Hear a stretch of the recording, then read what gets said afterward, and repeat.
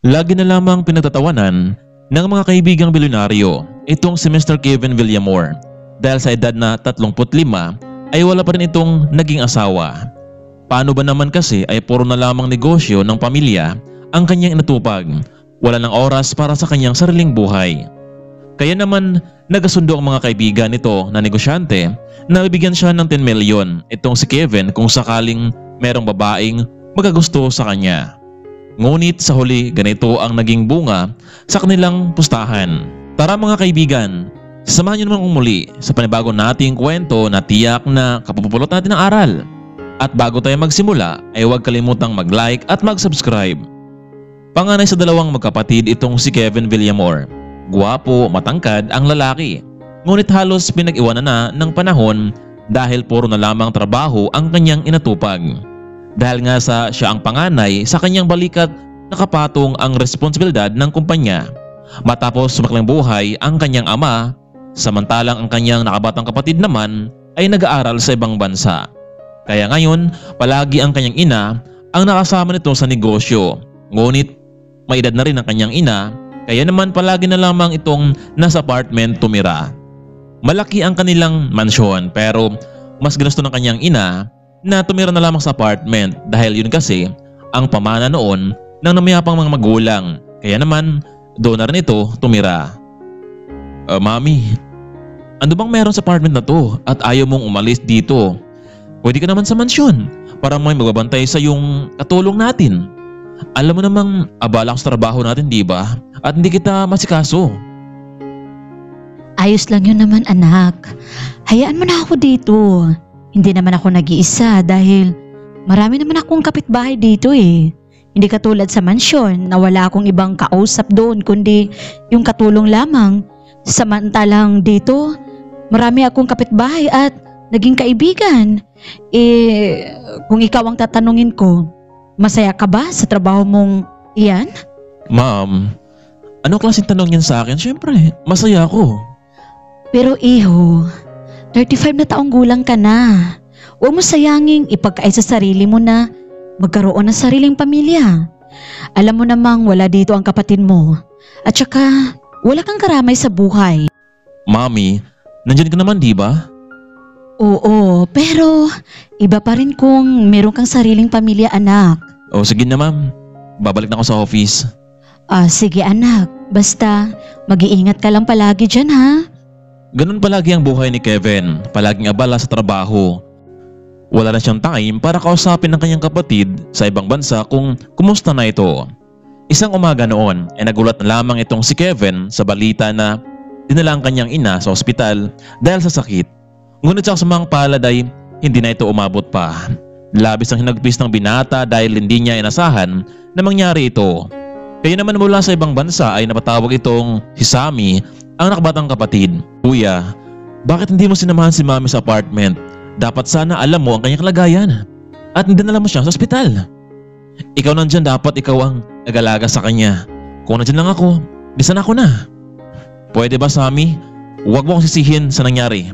Wala akong may gusto nito. Isa pa, ikaw naman tong may gusto na mag-aral sa ibang bansa.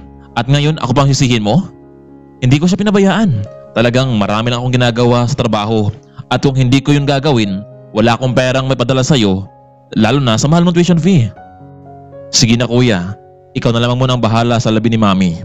Hindi ako makauwi sa bansa ngayon dahil meron kaming final exams. Binabanan ni Kevin ang tawag.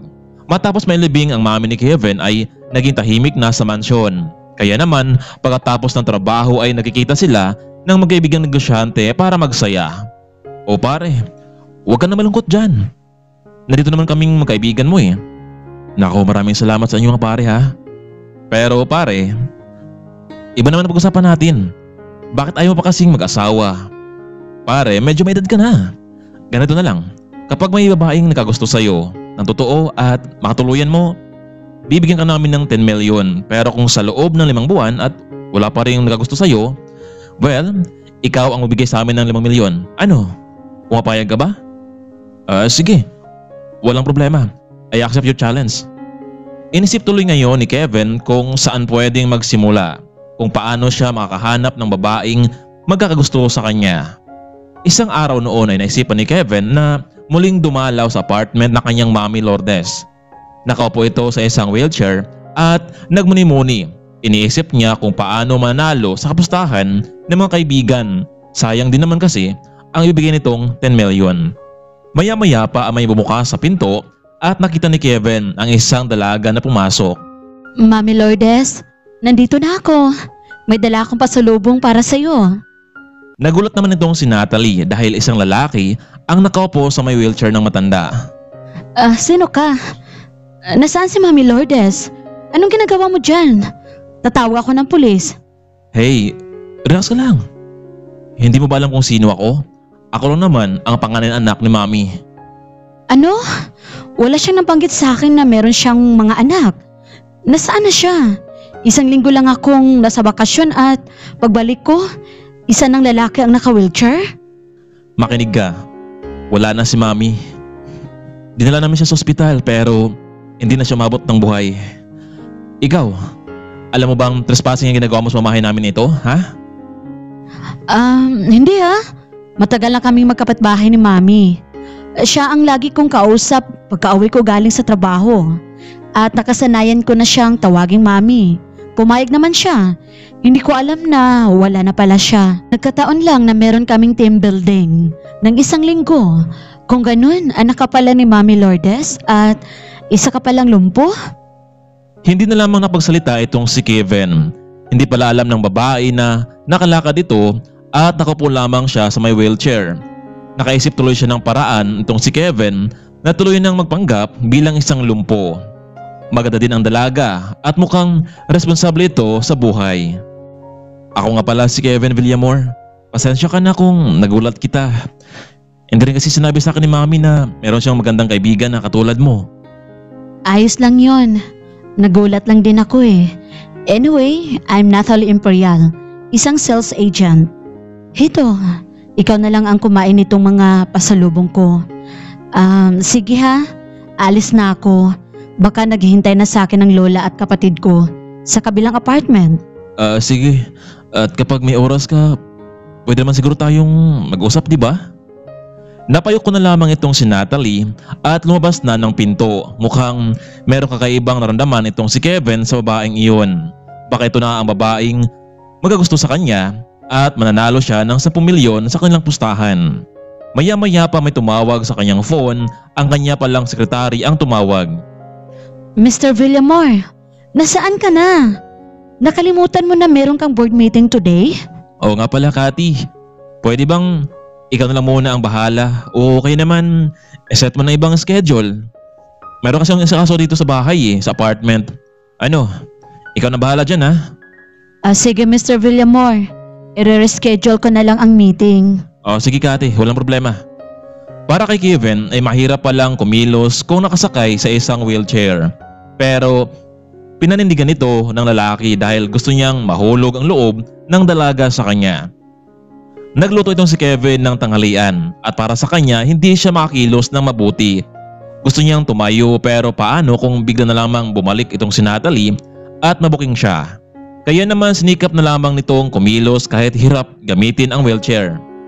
Simula na sana itong kumain nang may biglang nag-doorbell sa pinto. Kaya naman agad niya itong pinagbuksan. Oh Natalie, anong meron? Kevin, right?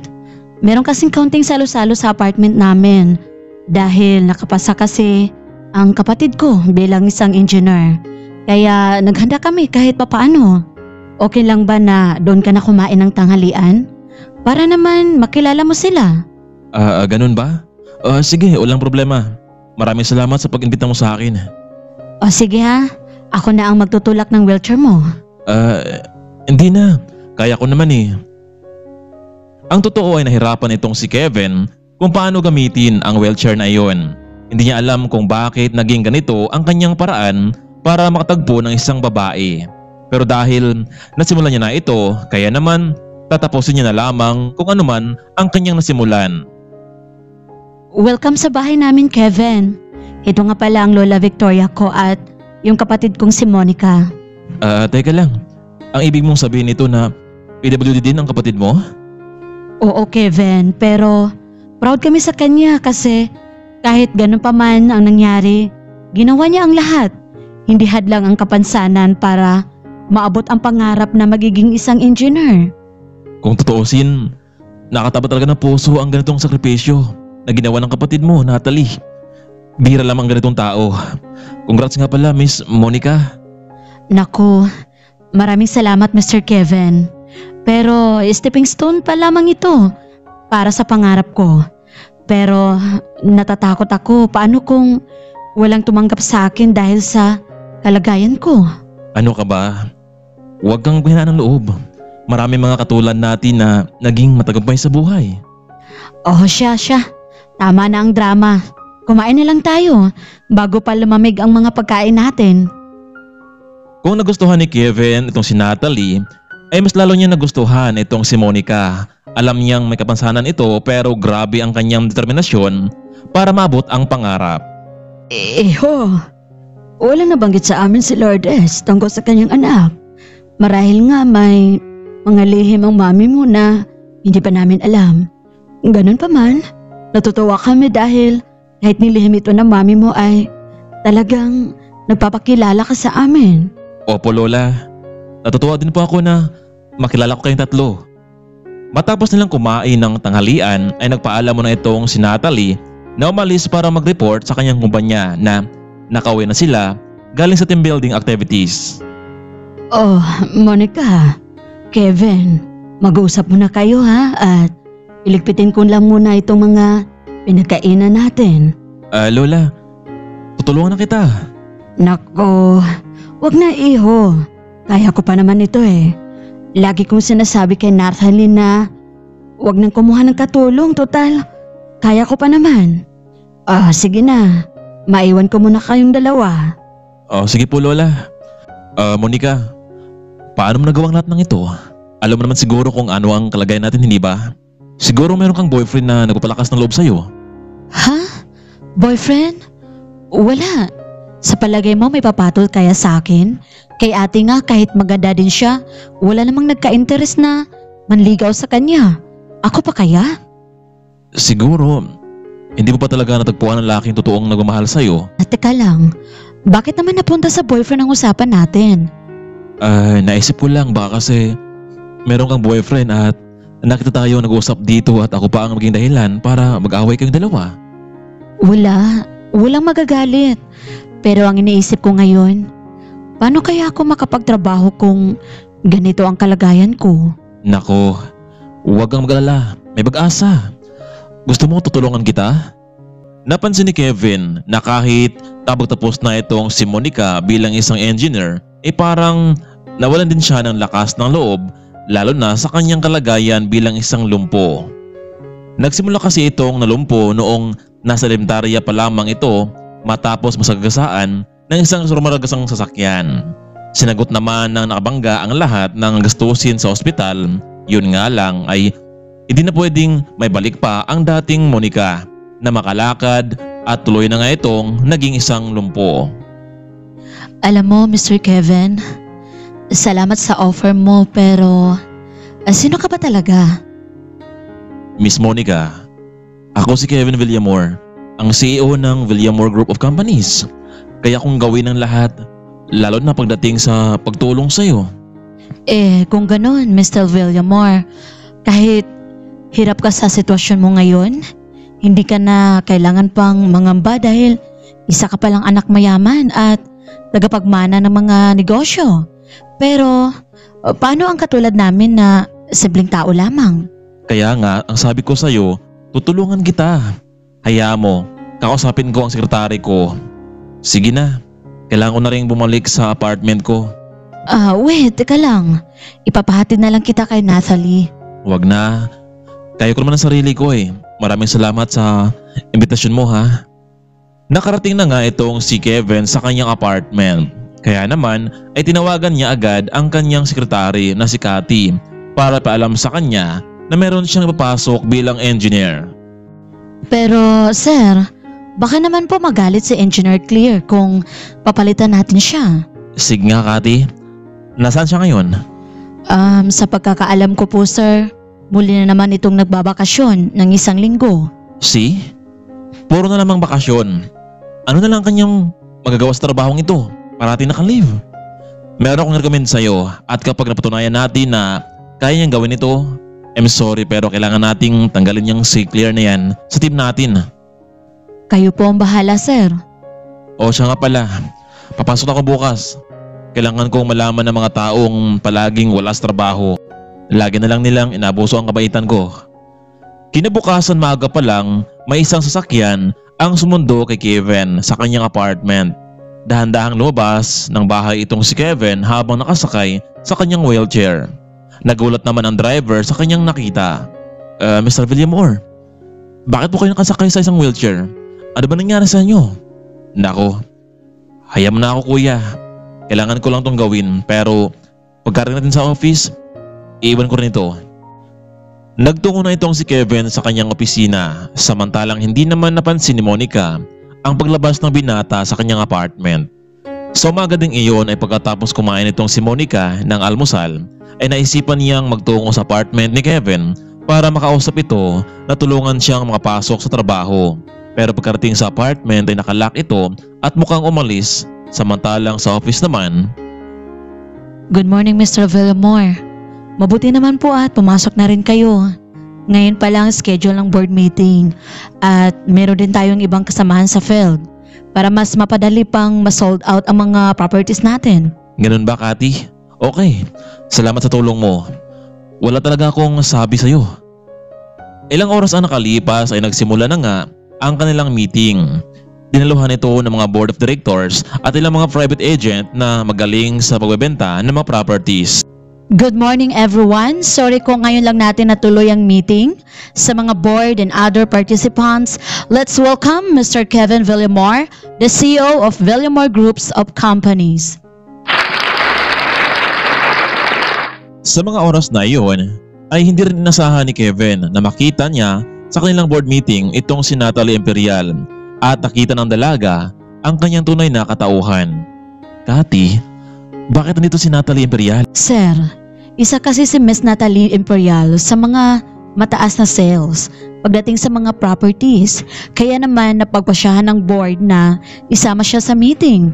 Bakit? Kilala niyo ba siya o kaya naman may nagawa siya sa inyo? Wala naman siyang nagawa sa akin pero mukhang pamilyar sa akin eh.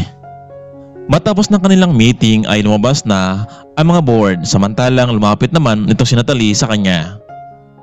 Excuse me Sir Kevin, kung hindi ako nagkakamali, ikaw yung Kevin Villamor na anak ni Mami Lourdes na isang lumpo?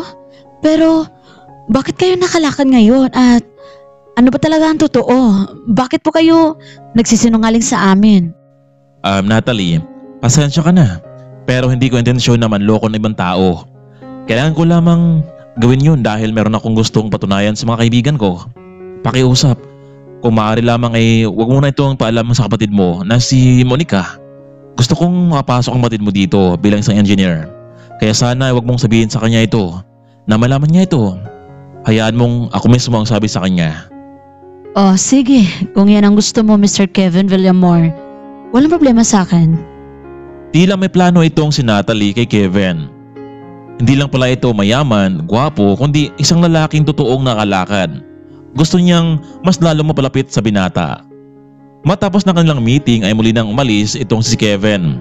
Samantalang natili naman itong si Natalie dahil kabilang na ito sa kumpanya bilang isang property agent. Habang kasalukuyang nakasakay naman sa kanyang sasakyan itong si Kevin ay tinawagan niya ang kanyang mga kaibigan. Hello pare, ano? Meron na bang babae na nagusto sa'yo? 2 buwan na. Huwag mo sanang kalimutan ng pinag-usapan natin. Kapag natalo ka, 5 milyon ang ibigay mo sa amin. Nako pare, hindi ako nakakalimot.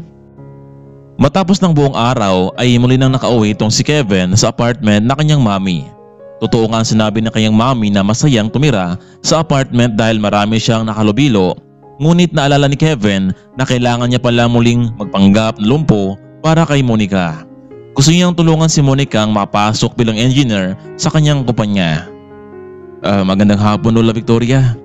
Narin ba si Monica? Aba, ikaw pala yung Kevin. Oo naman, nasa sala lamang ito si Monica. Maghapon, ewan ko ba, lagi na lang nagmumukmok. Pwede ko ba siyang puntahan doon, Lola? Meron sana akong ibigay sa kanya eh. Pwede naman. Iyan bang mga rosas na ibibigay mo sa kanya? Teka lang, nililigawan mo na ba ang apo ko, si Monica? Lola, tanda lamang po ito ng pagiging magkaibigan namin dalawa at walang ibig sabihin nun. Nako, huwag mo akong lukuhin, Kevin. Matanda na ako. Ang totoo, pumapayag naman ako na ligawan mo si Monica. Pero ang tanong kong, meron din siyang gusto ba sa iyo? Nako, kung ganun Lola, salamat sa pagboto mo sa akin. Gagawin ko talagang lahat kung sakaling magusto na ako ni Monica. Nagtungo na nga itong si Kevin sa pwesto kung saan naroroon itong si Monica. Nagulat ang dalaga sa pagbisita ni Kevin. Kumusta ka, Monica? Oh, Kevin, bakit ka nandito? Wala naman kasing masyadong ginagawa sa office. Siya nga pala, meron akong ibigay sa iyo. Sana magustuhan mo. Ha? Mga bulaklak? Para ba ito sa akin? Bakit? Anong meron? Gusto lang kitang makilala at maging kaibigan. Ganun ba, Kevin? Maraming salamat sa mga bulaklak mo. First time ko kasing makatanggap ng ganito. Siya nga pala, Monica. Wala ka bang gagawin bukas? Naisa na kitang yayain na kumain sa labas eh. Ha? Kumain sa labas? Para saan? Dahil meron akong mga bagong kaibigan. Huwag kang mag-alala dahil trait kita at may sasakyan naman tayong dalawa eh. Sige, papayag ako. Kung yan ang gusto mo. Hindi makapaniwala itong si Monica na merong lalaking magyaya sa kanya. Ilang minuto lamang ang nakalipas ay umalis na rin itong si Kevin. Sakto naman ang pag-uwi nitong si Natalie. Aba, mukhang ang saya naman yata ng kapatid ko at may mga bulaklak pa. Anong meron?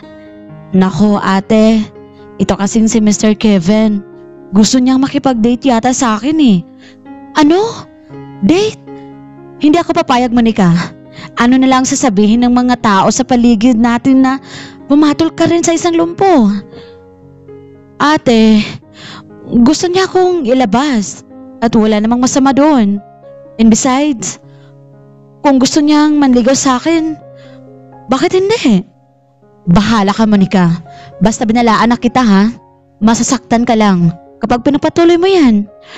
Ate naman eh. Dahil ba sa may kapansanan kaming dalawa kaya bawal kaming magkagusto sa isa't isa? Hindi na lamang napagsalita itong si Natalie. Ayaw niyang mahulog ang loob ni Monica sa lalaking kanya ring nagugustuhan. Ngunit hindi pa rin nagpapigil itong si Monica. Kinabukasan ay nagbihis ito at hinintay na darating ang kanyang sundo. Aba, iha. Ang ganda mo naman. Ang ganda na suot mo ngayon. Bagay na bagay sa'yo. Salamat talaga, Lola. Pero natatakot po ako. Baka po kasi pagtawanan kami ni Kevin dahil dalawa kaming parehong lumpo. Iha, iyang pakipag-date mo kay Mr. Kevin. Simbolo yan na meron siyang gusto sa'yo at ikaw din. Pero wala namang nagsasabi na bawal magkaroon ng relasyon ang dalawang lumpo. Bakit? Sila ba ang magmamahal? Hindi ba kayo naman? Huwag mo silang pasinin, Monica. Kung masaya ka sa ginagawa mo, ipagpatuloy mo yan. Ilang minuto lamang ang nakalipas ay dumating na nga ang sasakyan ni Kevin pero wala sa loob ng kanyang sasakyan ang binata. Kuya, nasaan nga pala si Mr. Villamor? Ma'am, nauna na po si Sir sa inyong venue. Kanina ay hinatid ko siya. Mukhang meron siyang malaking sorpresa para sa inyo mamaya.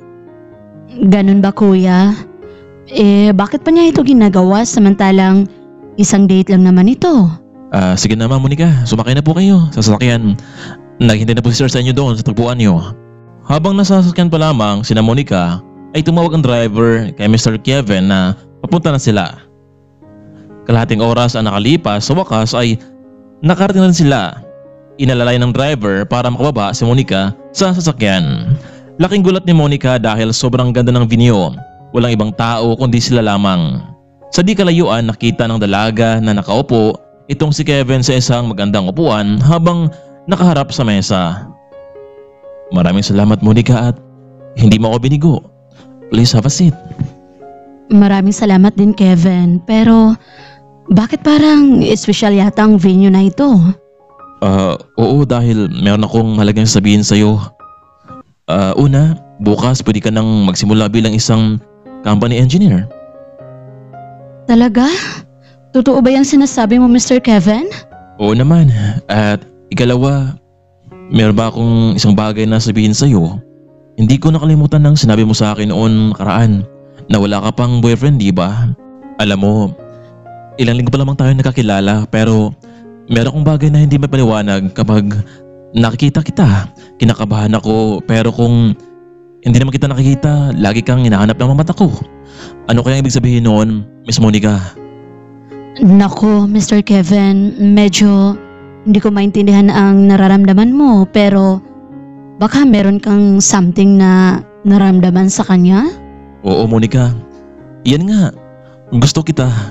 Hindi ko alam kung bakit sa'yo pa. Marami naman diyang iba na napapahiwatig sa akin pero sa'yo pa talaga. Ako natamaan. Pero Mr. Villamor, hindi kaya tayo pagtawanan ng mga tao? Isang lumpo ang pumatol sa lumpo? Ang totoo, may naramdaman din naman ako sa iyo pero baka sabihin nilang yaman mo lang habol ko sa iyo. Nako, kung ganun Monica, natutuwa ako at meron ka ring naramdaman sa akin. Kaya nga Monica, magtrabaho ka sa kumpanya ko para wala silang masabi. Biglang may inabot na bulaklak itong si Kevin sa dalaga kaya naman ito ang naging dahilan para mas lalong napauo ang dalaga. Oo naman Kevin, gusto kita pero okay lang bang ilihim mo na natin ito? Lalo na kung makapasok na ako sa kumpanya mo. Kung ano ang trato mo sa mga empleyado mo, ganun din sana ang trato mo sa akin. Pwede naman Monica pero hindi ko may papangako yan sa'yo lalo na kapag nakita kong inabuso ka nila. So mula ngayon Monica, girlfriend na kita? Oo naman Mr. Villamor. Monica, tawagan mo na akong Kevin sa phone or kapag dalaw lang tayong nag-uusap. Matapos nilang kumain ay inihatid na itong si Monica sa kanyang apartment. Maraming salamat Kevin. Sobrang saya ko sa araw na ito. Kevin, umuwi ka na rin para makapagpahinga. Pupunta muna ako sa mansyon. Matagal na rin akong hindi nakadalaw dun Bukas, magkita lang tayo sa bago mong office at ipapakuha kita dito sa driver ko, okay? Sige Kevin, ikaw ang bahala. Umalis na nga ang sasakyan at nagbahatid itong si Kevin sa mansyon. Sir Kevin, mukhang malalim yata ang tama mo kay Engineer Monica. Pero paano kung malaman ito? O kuya, may panahon na malaman nila ito. At alam kong magalit siya sa akin pero gagawin ko ang lahat at ipakita ko sa kanya na talagang totoo ang pagmamahal ko sa kanya. Lola, nandito na ako. Oh, Monica, mabuti naman at nakauwi ka na. At teka lang, bakit sobrang blooming mo ngayon ano bang balita, apo? Nako, Lola, sinagot ko na si Kevin. Magkasintahan na kami. Pero sinabi ko sa kanya na ilihim muna namin ito sa ibang mga tao. At bukas magsisimula na ako sa trabaho ko. Wow! Natutuwa ako sa balita mo, Monica. Kaya gawin mo ang lahat. Lalo na sa bago mong trabaho, apo. Samantalang palagi namang baon ni Kevin ang kanyang wheelchair at hindi na nagtaka ang driver tungkol dito. Kinabukasan maagang pumasok sa opisina itong si Kevin at sumakay na lamang sa ibang sasakyan bagamat hindi ito nakasakay sa kanyang wheelchair pero lagi niya pa rin itong kasakasama. Inutusan niya lamang driver na sunduin itong si Monica para sa kanyang unang araw sa trabaho. Hello Monica, nandito na ako sa office ko. Pagkarating mo sa kumpanya, pinahanda ko na sa sekretary ko ang bago mong office at yung mga project proposal. Ikaw na ang bahala kung anong design ang bagay dito. Sige Kevin, paalis na rin kami ng driver mo. Pagkarating sa bukana ng kumpanya ay maraming mga empleyado ang nakatingin sa kanya, panay baba at paakyat sa elevator. Samantalang hinatid naman ito ng driver sa kanyang opisina at nandun naghintay ang sekretary ni Kevin na si Cathy. Welcome, Miss Monica Imperial, sa Villamor Groups of Company. Narito nga pala ang mga papers na dapat mong pag-aralan at pagkatapos nito ay isasubmit ko ito sa CEO. Sige ma'am, maraming salamat. Secretary Cathy, na lang ang itawag mo sa akin. Lumabas na itong si Cathy sa Engineers Department at sa labas pa lamang ay maraming mga chismosa ang nag-aabang. Ma'am Cathy, siya na ba ang bagong engineer ng kumpanya? Mukhang hindi yata karapat-dapat Paano kaya siya na-hire ni Mr. Villamor kung ganun ang kanyang katayuan? Ewan ko nga ba kung bakit isang lumpo ang pinagpalit ni Mr. Villamor kay Miss Claire? Hay naku, kapag nalaman ito ni Miss Claire, ewan ko na lang. Ang tanong, Ma'am Cathy, kung sino kaya ang mas magaling, yung bagong hire na lumpong engineer o si Miss Claire pa rin? Tingnan na lang natin. Sinusunod ko lang naman ang utos ng ating boss. Basta ginagawa ko lang ito bilang trabaho. At kayo naman, magmatsyag kayo Hindi natin siya kilala. Hello, good morning. This is Monica from Villamor Engineering Department. How may I help you? Good morning Monica. Si Kevin to. Sir, good morning po. Anong sir? Kevin, ano bang dapat kong gawin? Relax ka lang muna. Sa ngayon, sanayin mo muna ang sarili mo sa office. Ayos ka lang ba dyan? Oo naman. Komportable naman ako dito. May binigay na ba sa'yo ang Secretary Cathy? Oo, mga proposal project. Sa ngayon, ikaw na munang bahala sa mga design ng mga project na yan. At kapag natapos mo na, tawagan mo ako para naman ipapakuha ko kay Cathy sa office mo, okay? Okay Kevin, maraming salamat sa kabutihan mo. Mamaya, meron akong example na ipapakita sa iyo na design. Sige Monica, mag-ingat ka dyan. Mamaya pala, merong mag-deliver ng pagkain para sa lunch mo. Nako, Kevin, pati pa ba yun? Pwede naman siguro akong magpunta sa kantin, di ba? Monica, bilang boyfriend mo, dapat maging maayos ka at hindi ka mahirapan, okay? Pero Kevin, kaya ko naman Sige na, please. Hintayin mo na lamang ang pagkain mo, okay? I love you. Okay, I love you too, Kevin. Makalipas lamang ng ilang oras ay nakagawa ng design itong si Monica. Kaya naman ay tinawagan niya itong si Kevin. Sige Monica, ipapakuha ko kay Cathy yung nagawa mong design. Hello, Engineer Monica. Ano bang dahilan kung bakit pinapapunta pa ako ni Mr. Kevin sa office mo? Pwede naman ikaw na magpunta sa kanya, hindi ba? Yan tayo Bakit kasi lumpo ang kinuha ni Mr. Kevin? Yan tuloy, naabala pa ang ibang tao. Naku, pasensya ka na secretary pero gusto kasing makita ni Mr. Kevin itong ginagawa kong building design. Sige na, akin na. Lumabas na itong si Cathy mula sa office ni Monica. Sinilip nito ang loob ng envelope kung talaga bang maayos ang kanyang design. Para sa kanya ay mukhang kakaiba ito. Pero hindi niya hayaang ma-impress itong si Kevin sa kanyang ginawa. Kaya naman gumawa ng paraan itong si Cathy para iba ang kanyang may pakitang design nang sa ganon ay hindi hangaan ang kanyang ginawa ni Kevin. Mr. Kevin, ito na nga pala ang ginawa ni Engineer Monica. Salamat Cathy. Makalabas ka na. Binuksan ni Kevin ang envelope. Laking gulat nito dahil maraming kulang sa kanyang mga nagawa at marahil kailangan pa nito ng maraming experience pagdating sa pagiging isang engineer. Oh, Kevin, nagustuhan mo ba ang design ko? Talagang tinapos ko siya agad para makita mo. Pero parang may kulang pa yata, Monica. Ha?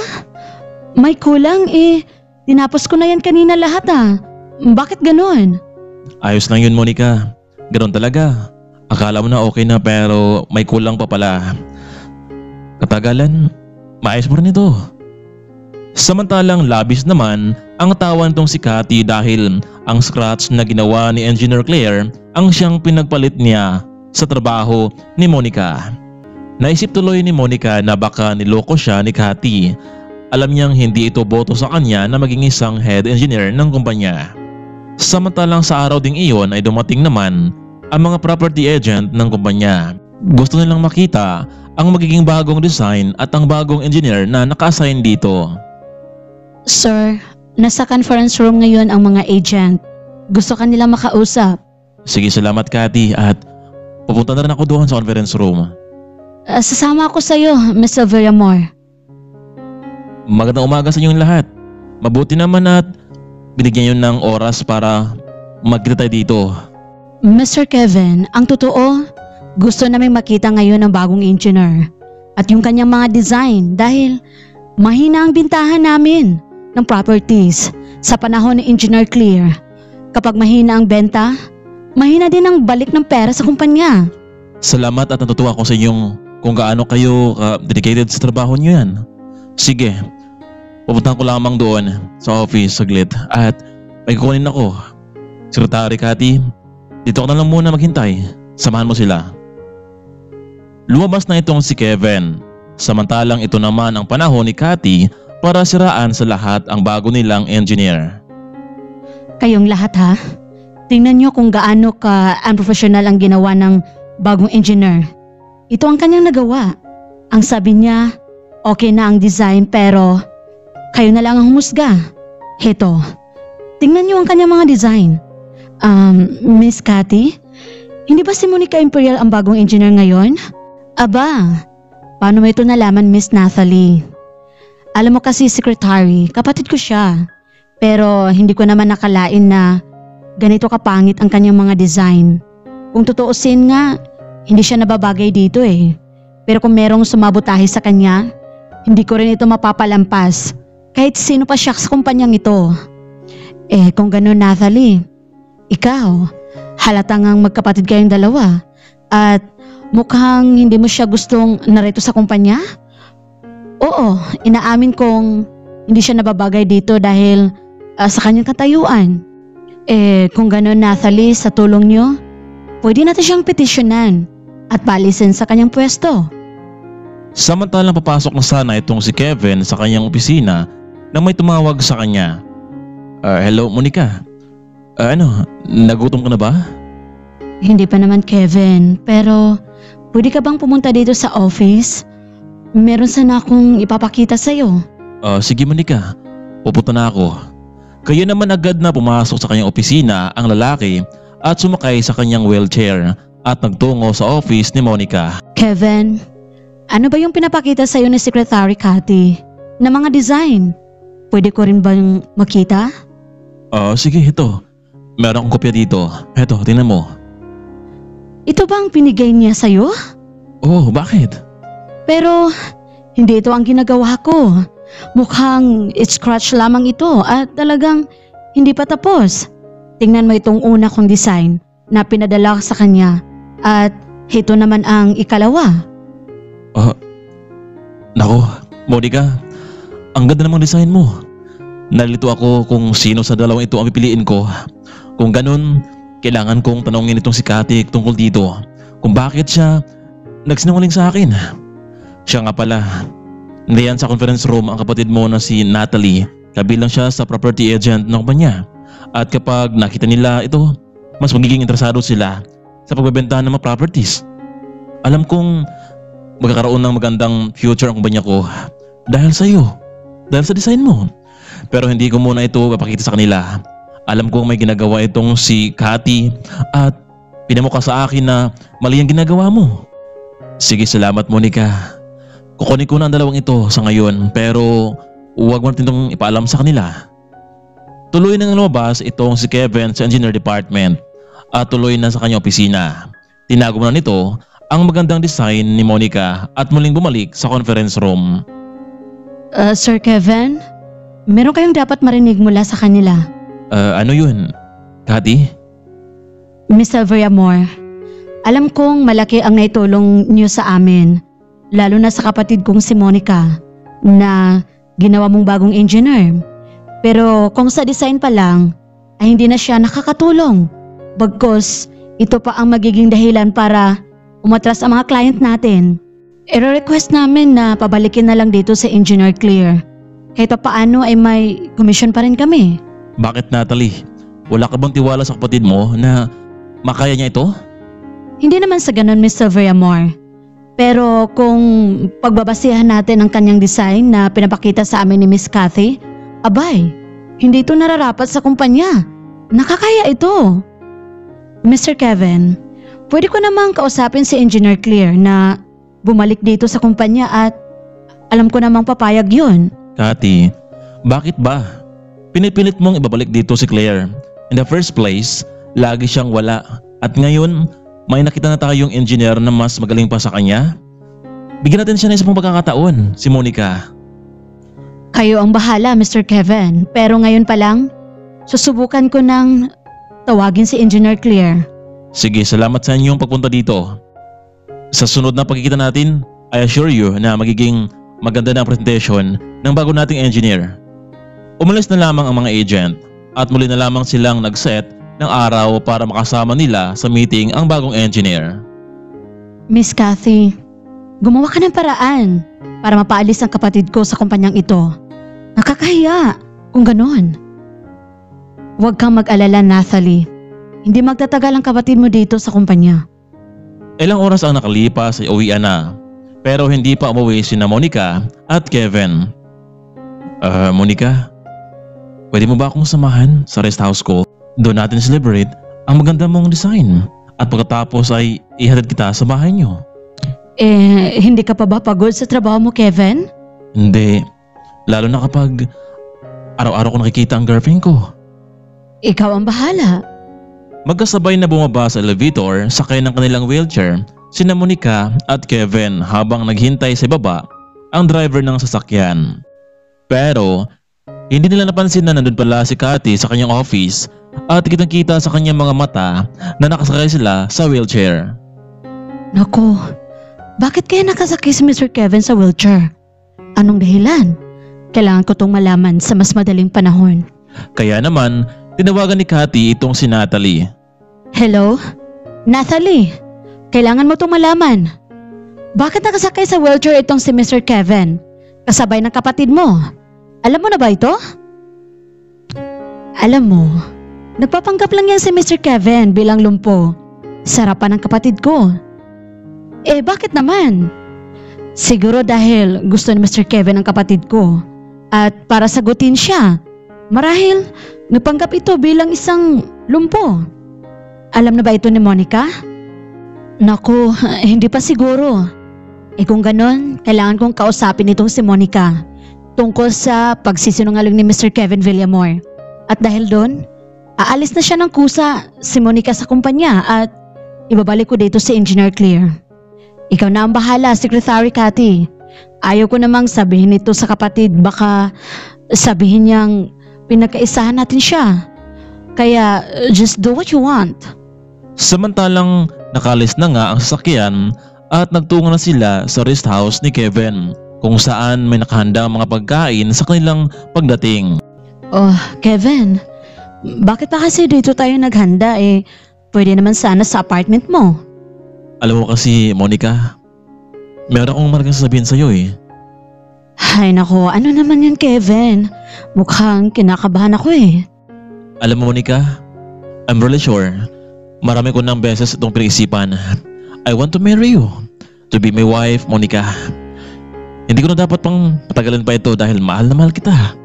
Hindi ko alam ang gagawin ko kung sakaling wala ka sa buhay ko. At bukas mismo, kailangan ko nang ipagtapat sa lahat ang ating relasyon. Isa pa, meron pa akong mahalagang bagay na sabihin sa'yo. Yung tunay kong pagkatao. Bakit, Kevin? Sino ka ba talaga? Ang totoo, Monica, hindi talaga ako isang lumpo Nagpanggap lamang ako kung talagang merong magkagusto sa akin. Ganun ang sitwasyon ko. Pero kabaliktaran ang nangyari. Ako ang nagusto sa'yo. Katulad sinabi mo noon, maraming nagusto sa akin, di ba? Pero kahit kaunti ay wala akong butingin sa kanila. Sana mapatawad mo ako, Monica. So ang ibig sabihin nito, Kevin, niloko mo ako? Ano pa ba ang panluloko ang dapat kong malaman mula sa'yo? Alam kong magalit ka sa akin, Monica. Pero ginawa ko lang yun para mahanap ang babaeng totoong magmamahal sa akin. Hindi pera ang habol nila. Yung totoong talagang mahal nila ako. Ay naku, wala na akong ganang kumain. Kevin, pwede mo na ba akong ipahati sa driver mo? Alam mo, mas nakikita ko ngayon na hindi tayo bagay. Lahat na sa'yo na at papatol ka lang sa isang lumpo. Wala akong pakialam kung anong sasabihin ng iba, Monica. Isa lang ang sabi ko sa'yo, mahal kita. Kahit sino ka man, mamahalin kita. Oo nga, Miss Monica. Seryoso talaga si Boss Kevin sa'yo. Wala mga araw na hindi kanya naisip at napapansin ko yun. Sana bigyan mo siya ng pagkataon. At wala siyang ibang babae na gusto kundi ikaw lamang. Sa mahabang papaliwanag ng driver, katagalan ay naging mahinahon na itong si Monica.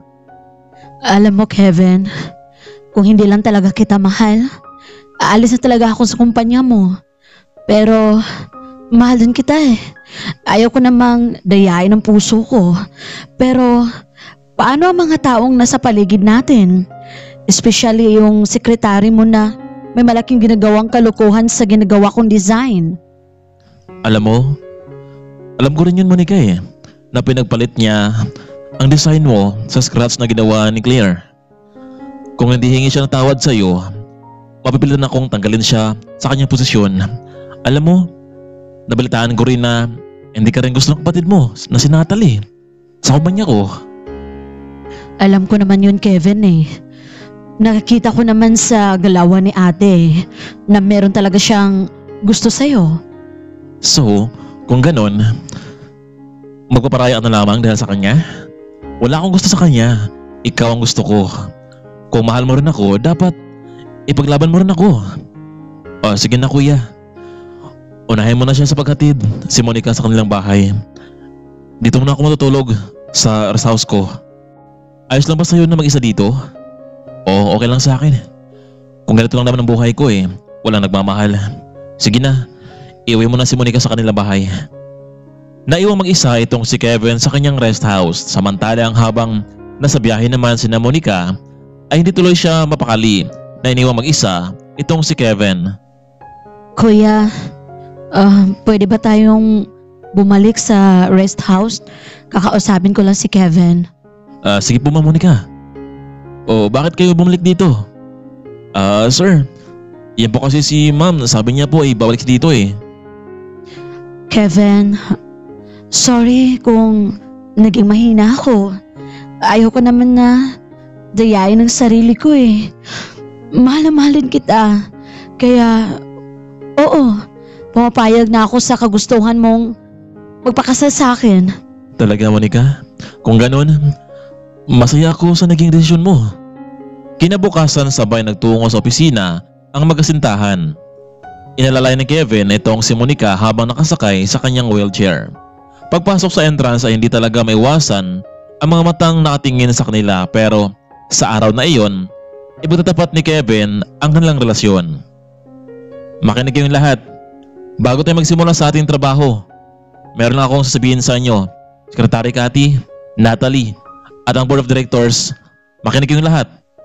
Si Monica Imperial, and soon to be my wife, soon to be Mrs. Monica Villamor. Yes, magpapakasal na kaming dalawa. Kung ayaw sa amin na maging boss ng kumpanyang ito, ay malaya kang umalis at maghanap ng ibang trabaho. Ikaw, Cathy, alam ko naman na ikaw ang gumawa noong scratch na presentation ni Monica. Nakita ko ang kanyang totoong tunay na design. Sobrang ganda nito at ma-amaze ako. Bakit may nagawa sa kanya? Pinapasahod ka ng maayos dito. Sir, nagawa ko lang naman yun kasi nainggit ako sa kanya eh. Nako sir, kabago-bago pa lang ni Monica pero kakaiba na ang trato mo sa kanya eh. Siyempre dahil girlfriend ko si Monica. At mula sa araw na to, hindi ko gustong makita na inabuso niyo si Monica dahil magiging huling araw niya na to. Pasensya na talaga kayo, sir, at saka Ma'am Monica, hindi na po ito mauulit pa. Samantalang walang narinig naman itong si Natalie dahil nakapagdesisyon na pala ang dalawa na magpakasal. Lahat kayong may nagawang pagkakamali dito. Bibigyan ko kayo ng isang pagkakataon. Sana hindi na ito maulit pa. Sa linggo ding iyon ay inasikaso na nilang dalawa ang mga dokumento sa kanilang magiging kasal. Nagtungo naman itong si Kevin sa kanyang mga kaibigang negosyante para makuha mula sa kanila ang 10 milyong pusta.